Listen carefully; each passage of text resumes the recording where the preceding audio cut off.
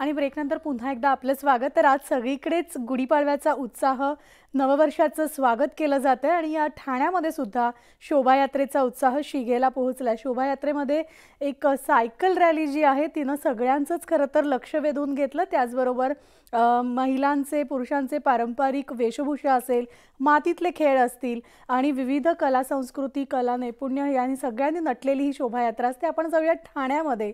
माझी प्रतिनिधी सुष्मिता भदाणे आपल्या सोबत आहेत। थेट सुष्मिताकडे जाणार आहोत। सुष्मिता, ठाण्यामधली शोभायात्रा आता कुठपर्यंत पोहोचली? एक सायकल रॅली या ठिकाणी आहे, त्या सायकल रॅलीने सगळ्यांचंच लक्ष वेधलंय। काय असं नेमकं या सायकल रॅलीचं वैशिष्ट्य आहे?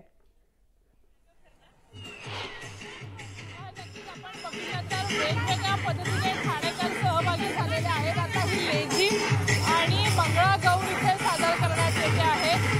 सगळ्या पारंपरिक वेशभूषेमध्ये या महिला सहभागी झालेल्या आहेत। बाईपण भारीच्या मंगळागौरच्या गाण्यावरती यांनी ठेका धरला होता, मंगळागौर सादर केलेली होती। काय सांगाल, किती दिवस तयारी सुरू होती मंगळागौरसाठी? आम्ही काही जास्त प्रॅक्टिस केली नाही, तर आमच्याकडे वेळ कमी, आम्ही शिक्षिका आहोत। शाळा सोडून आम्हाला प्रॅक्टिस करणे आम्ही 2 दिवसात केली। काय काय सादरीकरण केलेलं आहे? आम्ही याच्यामध्ये मतदानाविषयी केलेलं आहे। मतदान हे केलंच पाहिजे, आपलं एक मत सुद्धा खूप अमूल्य असतं।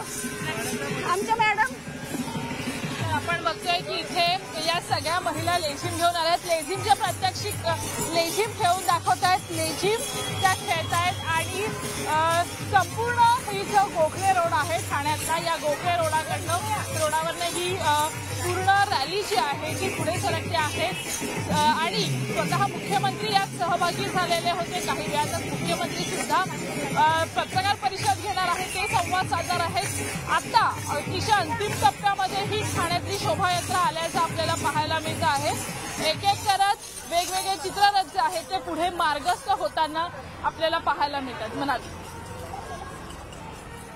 या ठिकाणी सगळ्या महिला ज्या आहेत त्या आता आपल्याला लेझिम खेळताना पाहायला मिळाल्या। त्यांच्या हातामध्ये विविध संदेश सुद्धा पाहायला मिळतात। त्याचबरोबर ठाण्यामधलीच ही शोभायात्रेची दृश्य आहेत। अनेक राजकीय नेते मंडळी सुद्धा या शोभायात्रेमध्ये सहभागी झालेले आहेत। निवडणुकीचे वारे संपूर्ण देशभर वाहत असताना शोभायात्रेमध्ये सुद्धा त्याची झलक पाहायला मिळते, कारण या शोभायात्रेद्वारे सुद्धा प्रत्येक राजकीय नेता हा मतदारापर्यंत पोहोचण्याचा प्रयत्न करतोय। पुन्हा एकदा सगळ्यात आमची प्रतिनिधी सुष्मिता आपल्यासोबत आहे। सुष्मिता,